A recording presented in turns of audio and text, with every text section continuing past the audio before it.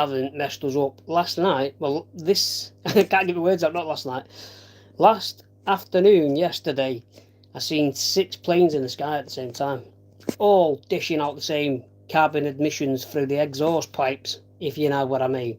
Anyway, let me get my gigs on. It's weird because I'm so used to not having glasses on that when I put these on for the first time, I feel a bit of a blur. They're for distance, so when I take them off, I can see more. So I won't be using them unless I go out today because they've got a nice tint on the glass. So the light affects my eyes. I don't know if this is over time because I've developed some, what's the word for it,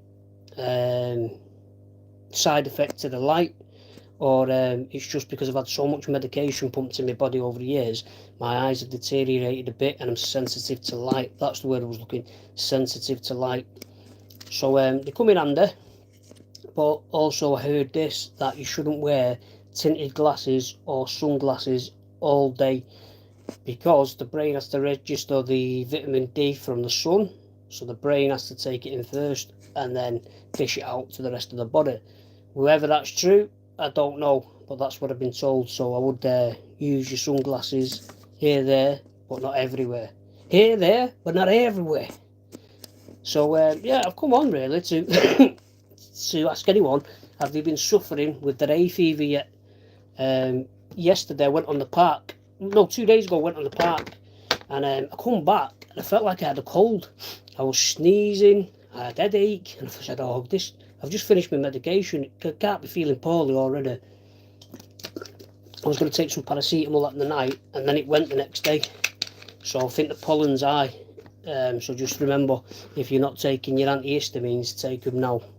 You know, perfect time, because the pollen's going to be really high, and with the winds that we're getting as well, that's just blowing it all in your face. So that's why I've come on to tell you to tackle your hay fever.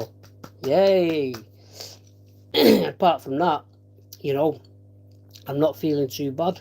I took my old nebulizer back to chest clinic the other day because it weren't blowing enough out.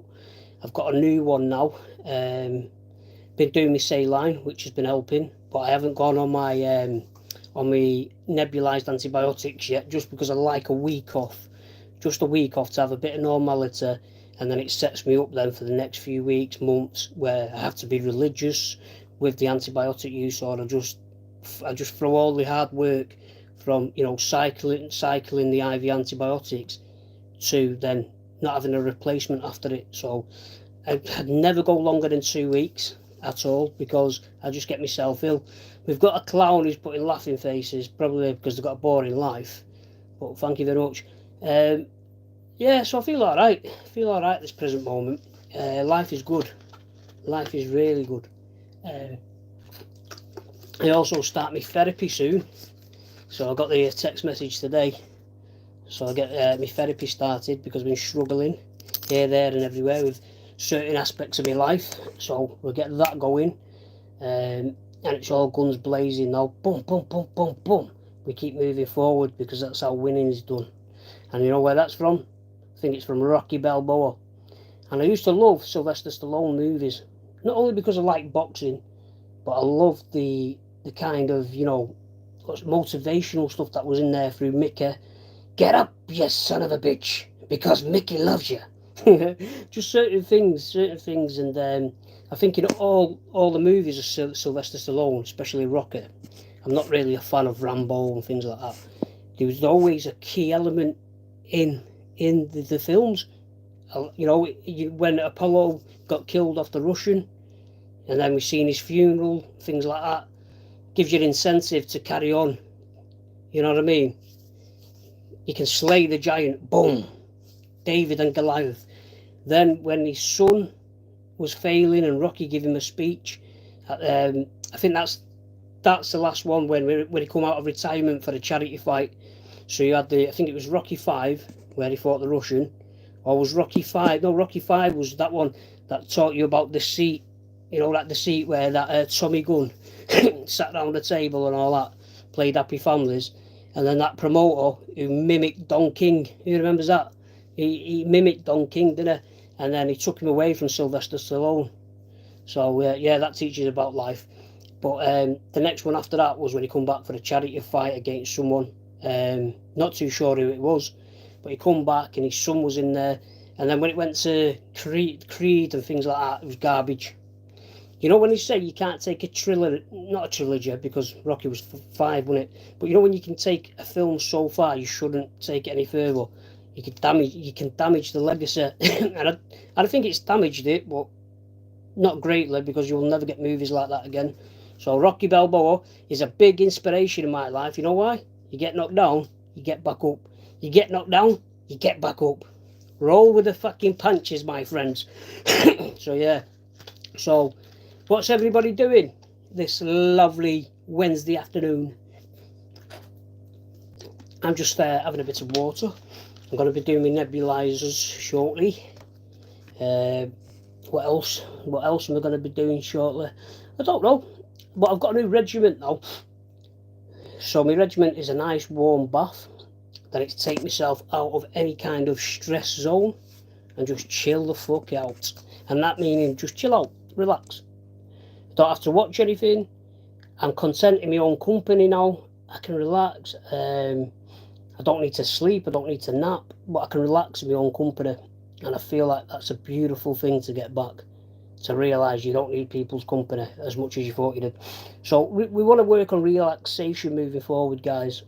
And we want to prioritise our health, relaxation, mindset, and achieve our goals. No matter how big or small they are, we're going to achieve our goals in 2025.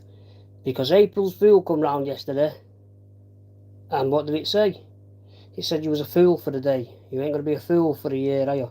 And that's the thing, guys, keep pushing forward.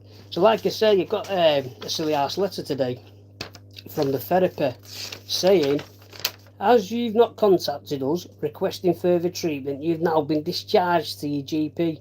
If you change your mind in future, please contact your GP and we'll be happy to see you again. They did this last time when I was waiting for my therapy, right? They changed the phone number. You ring the number, it tells you on an answering machine to ring the number you just rang. So I chased them all up through the emails.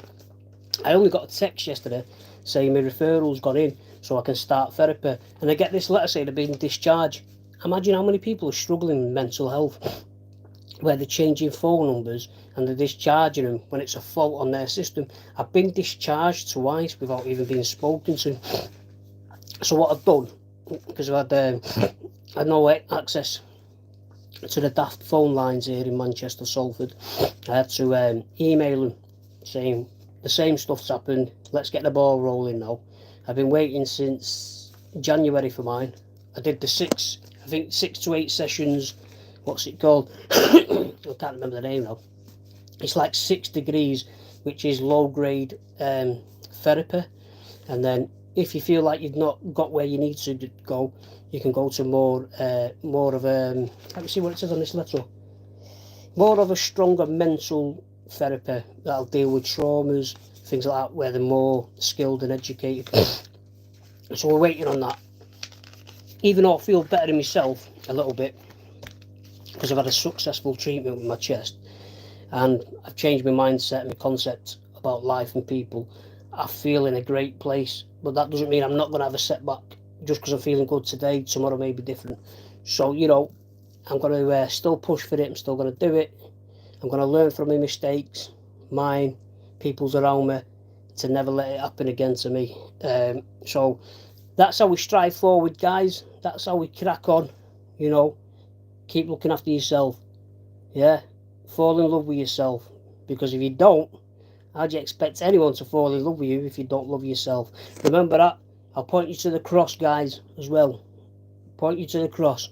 We're coming up to the Easter weekend, Good Friday, where Jesus sacrificed for people like us, who he knew was going to sin. Some were going to deny him, and some were going to, you know, what's the name for it? They were going to lead him to the cross, Judas. So, you know, we look at that, and even though Jesus knew all this, he still shed his blood for us, knowing what disgusting human beings we can be at times.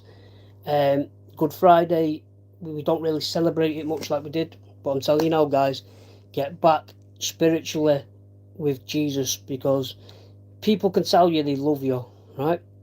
And sometimes words can be words and actions can be actions. But if you want to feel real love, then really go in and speak to Jesus. Have a relationship with Jesus. That doesn't mean go to church every Sunday. That means have a conversation with him. Have a conversation that you would with your most sacred person who would keep every secret. Speak to him like he's your friend. Be mad at him. Be happy. Be thankful. Be happy for the things you've got. And see if you get some kind of response. Because you don't need something. People say, oh, speak to God all the time, and he never speaks back. See if you get some goosebumps on your arms. Now, most people say I've seen a ghost. Speak to Jesus, and you'll see if you've seen a ghost. You have the Holy Ghost. I'm going, guys, now. Everyone take care. Get some sunlight out there. You know, relax and look after yourself, because no one else will. Remember that. Take care, guys.